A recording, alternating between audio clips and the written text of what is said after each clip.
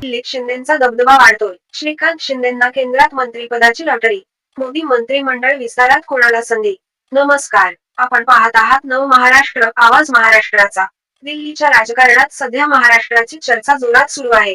विशेषतः मुख्यमंत्री यांच्या गटाची ताकद लोकसभेनंतर वाढल्याचं चित्र दिसत आहे. याच पार्श्वभूमीवर आता एक मोठा प्रश्न चर्चेत आहे. मोदी सरकारच्या संभाव्य मंत्रिमंडळ विस्तारात यांना संधी मिळणार का? आणि जर मिळाली नाही तर शिंदे गटातून दुसरं नाव कोणाचं पुढे येऊ शकतं? दिल्लीतील सूत्र काय सांगत आहेत? भाजपची रणनीती काय आहे? आणि महाराष्ट्राच्या सत्ता समीकरणावर याचा काय परिणाम होणार? आज आपण याच विषयाचा सविस्तर आढावा घेणार आहोत. शिंदे गटाची दिल्लीतील वाढती ताकद. लोकसभा निवडणुकीनंतर महाराष्ट्रात एकनाथ शिंदे यांच्या नेतृत्वाखालील शिवसेनेने आपली स्वतंत्र ताकद सिद्ध केली आहे. राजकीय विश्लेषकांचं म्हणणं आहे की शिंदे गट आता फक्त राज्यापुरता मर्यादित नाही, त्यांचा प्रभाव दिल्लीच्या सत्ता केंद्रातही जाणवतो आहे.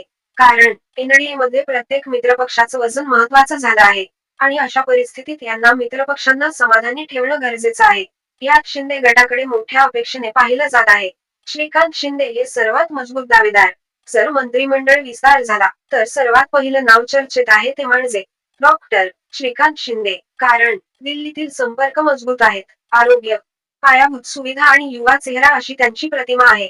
राजकीय वर्तुळात अशी चर्चा आहे की त्यांना खालीलपैकी एखादं खातं मिळू शकतं. आरोग्य राज्यमंत्री, नागरी विकास, रसायन व खत, परिवहन विभाग. जर हे घडलं तर तो शिंदे गटासाठी मोठा राजकीय विजय ठरेल. इतर संभाव्य नावे कोणती? फक्त श्रीकांत शिंदेच नाही, काही इतर नावेही चर्चेत आहेत. पण अंतिम निर्णय हा पूर्णपणे भाजपच्या केंद्रीय नेतृत्वावर अवलंबून असेल.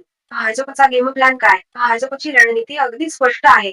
महाराष्ट्रात आगामी निवडणुका लक्षात घेऊन मित्रपक्षांना बळ द्यायचं. कारण महाराष्ट्र हा भाजपसाठी अत्यंत महत्वाचा राज्य आहे आणि यांच्या बैठकीत महाराष्ट्राच्या समीकरणावर सखोल चर्चा झाल्याची माहिती समोर येते. त्यामुळे शिंदे गटाला प्रतिनिधित्व मिळण्याची शक्यता नाकारता येत नाही. उद्धव ठाकरे गटावर काय परिणाम? जर श्रीकांत शिंदे मंत्री झाले तर हा राजकीय संदेश खूप मोठा असेल. तो असा, दिल्लीत खरी शिवसेना कोणाची? हा प्रश्न पुन्हा चर्चेत येईल. यामुळे यांच्या गटावर मानसिक दबाव वाढू शकतो.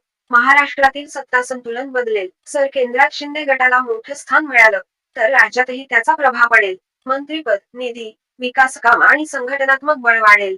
याचा थेट फायदा आगामी महापालिका आणि विधानसभा निवडणुकांमध्ये होऊ शकतो. तर मोठा प्रश्न अजून कायम आहे. श्रीकांत शिंदे यांना मंत्रिपद मिळणार का? की भाजप एखादं वेगळं समीकरण मांडणार?